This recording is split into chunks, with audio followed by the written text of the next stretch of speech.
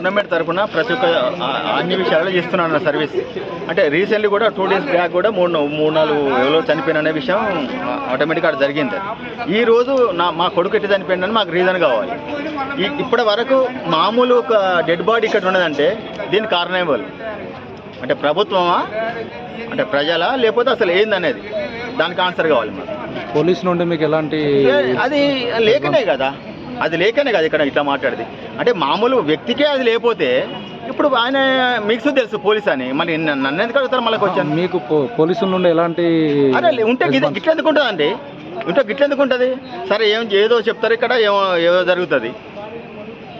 సామాన్ తీసుకుపోయి ఏదో వాజెడ్ గీజెడ్ ఎన్కౌంటర్ చేస్తారు, ఉన్నోని తీసుకుపోయి మంచి ఆర్డర్ చేస్తారు. ఎవడెవడో వచ్చి దాని ఏంది డీజీపీ వచ్చి వీనికి 5,000 పడడంతో వీడిని ఆర్డర్ తీసుకుపోయి సవాదెంగుతారా?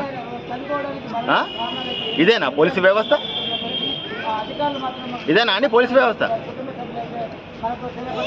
సరే ఎందుకు చచ్చిపోయినా కావాలి కదా, వాళ్ళని చెప్పాలి కదా మాకు సమాధానం. అంటే ఇప్పుడు మా అన్న వదినే వచ్చారా ఇక్కడికి? ఇంకా రాలే. వచ్చారా? రాలే ఇంకా. అంటే ఇప్పుడు వరకు వాళ్ళ ఆధ్వర్యంలో ఉంచుకున్నారు. ఇంకా మా అన్న వదినను అంటే వాళ్ళు చెప్పినట్టు వీళ్ళు చెప్పాలనా? అదే అండి వ్యవస్థ వేరుస్తుంది ఇక్కడ ప్రతి ఒక్కరిని. అందుకని ఇట్లా భయపడకుండా బతుకుతాను ప్రతి ఒక్కరు. అదే చేయదు ఇక ఎవరింట్లో వాడు పండాలి. అంటే ప్రతి ఒక్కటి ఎన్నో ధర్నాలు అయినాయి. ఆ ధర్నాలు జరిగిందా?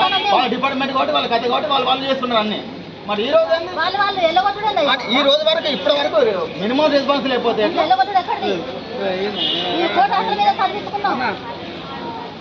ఏదో అది దేవుడి నిర్ణయం చదువుకోవడం కాదు.